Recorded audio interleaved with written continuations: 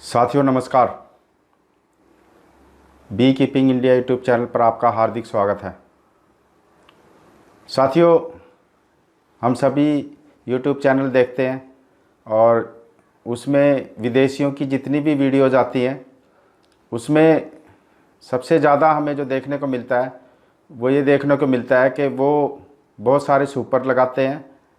और उनका माइग्रेशन बहुत कम करते हुए दिखते हैं और सुपर से ही वो शहद लेते हैं। तो साथियों, बिना माइग्रेशन की जो बी कीपिंग है वो पॉसिबल है या नहीं, ये हम सभी के मन में क्वेश्चन आता है। तो साथियों, जितने भी बी कीपर हैं उनके दिमाग में ये प्रश्न कभी ना कभी आता ही है कि क्या बिना माइग्रेशन के भी बी कीपिंग पॉसिबल है। क्योंकि हम जब YouTube में देखते हैं विदेशियों की वीडियो तो उसमें वो बहुत सारा शहद भी निकाल रहे होते हैं और एक ही जगह पे उनकी मधुमक्खियां रखी हुई होती हैं। तो साथियों, आपकी जानकारी के लिए बता दूं कि जो मधुमक्खी पालन है बिना माइग्रेशन के भी संभव है, लेकिन कौन सी स्थितियों में संभव है, किस प्रकार से उसको मैनेज किया जा सकता है, उस सब के बारे में मैं आपको बताऊंगा कि किस प्रकार से जो मधुमक्खियां हैं वो विदाउट माइग्रेशन भी आप कर सकते हो। साथियों, पहली बात तो ये हमें ध्यान में देने योग्य है कि अगर आप एक ही जगह पे माइग्रेशन किए बिना मधुमक्खियों का जो देख रेख है वो करना चाहते हैं और उनसे शहद भी लेना चाहते हो, तो सबसे पहला जो काम है साथियों कि आपको जो जगह है उसका चुनाव करना पड़ेगा सही। अगर आप किसी खेत के अंदर जो मधुमक्खी पालन है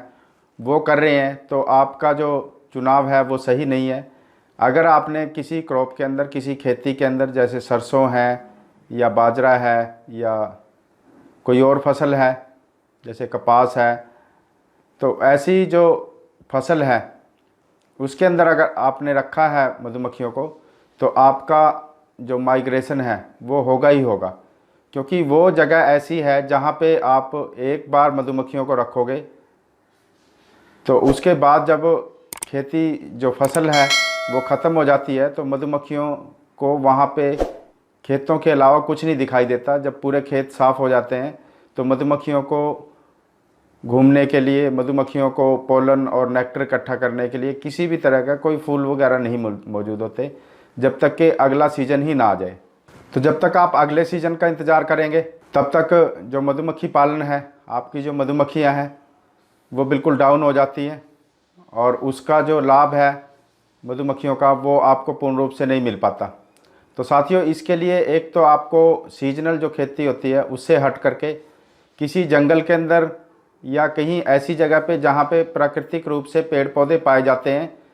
और वो सारा साल वहाँ पे रहते हैं, तो उस ऐसी जगह का अगर आप सब चुनाव करते हो तो आपकी जो मधुमक्खियाँ हैं वो सरवाइव कर सकती हैं विदाउट माइग्रेशन भी। तो साथियों, एक तो आपने जो जंगल है, जंगली एरिया है, प्राकृतिक जड़ी बूटियों जहाँ पे हैं, प्राकृतिक पेड़ पौधे नेचुरली जो पाए जाते हैं वहाँ पे किया जा सकता है। और साथियों, इसको में एक चीज़ और समझने की है कि आप सब जो सुपर की जो बी कीपिंग करते हैं सुपर लगा करके, वो करना बहुत ही ज़्यादा ज़रूरी है। साथियों, मधुमक्खियाँ कभी भी कम या कमज़ोर नहीं होती हैं, क्योंकि हम मधुमक्खियों का शहद निकाल लेते हैं और उनका माइग्रेशन जो है बार बार करते रहते हैं। इस वजह से वो अपना एग्जिस्टेंस नहीं बना पाती हैं, अपनी जो संख्या है उसको बढ़ा भी नहीं पाती हैं और अपने लायक जो पूर्ण रूप से भोजन होता है आपकी जो कॉलोनी है उसके अंदर, जो नेचुरली उन्होंने अपने आप इकट्ठा किया होता है,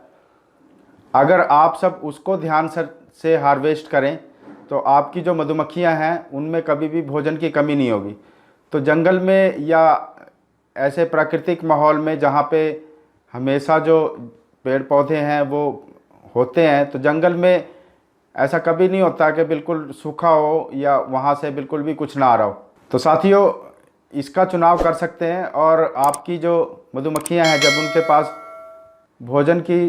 पूर्ण मात्रा होती है, जब आप सुपर के बॉक्स लगा लेते हो तो उनके पास जो मधुमक्खियों के जो एगलिंग करने का जो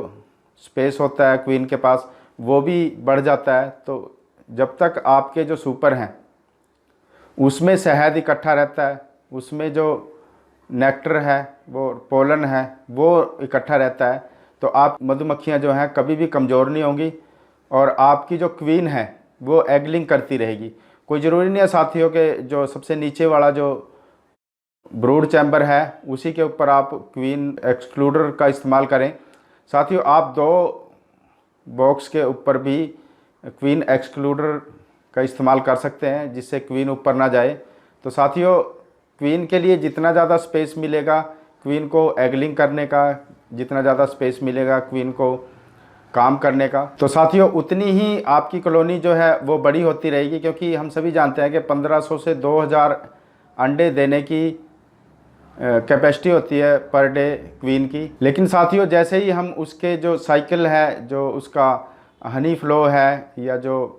आपका पोलन है वो रुकता है बाहर से और अंदर की स्टोरेज जो है बिल्कुल ख़त्म हो जाती है,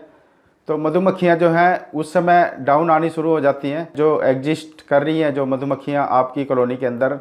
वो धीरे धीरे मरनी शुरू हो जाती हैं। क्यों? क्योंकि उनका लाइफ स्पैन जो है वो बहुत बड़ा नहीं होता। इस वजह से धीरे धीरे जो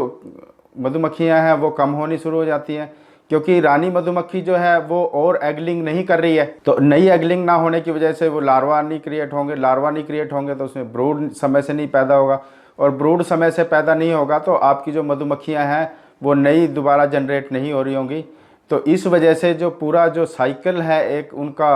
जो बीज का वो सारा का सारा कोलैप्स हो जाता है। और ये सारा कोलैप्स होने का जो मेन कारण होता है कि आप जो हनी है वो हमेशा एक तो सुपर से निकालें,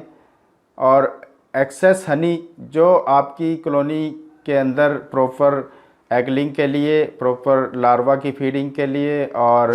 जो बेबी बीज होते हैं जो शुरुआत में मधुमक्खियां जो हैं क्योंकि बाहर नहीं जा पाती हैं, इंडोर वर्क करती हैं लगभग 1 महीने तक, तो साथियों उस स्थिति में जब उनके पास फूड होगा, प्रॉपर खाने के लिए रहेगा, सारी चीज़ें उपलब्ध रहेंगी, तो आपकी कॉलोनी कभी भी कमज़ोर नहीं होगी। तो साथियों इस चीज़ की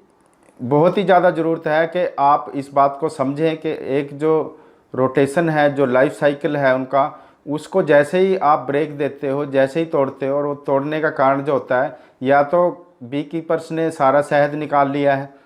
फीड की कमी है जिसमें पोलन जो है समय से इकट्ठा नहीं मधुमक्खियां कर पाई हैं, या फिर पोलन जो है वो कम आया है बाहर से, या फिर पोलन की भी हम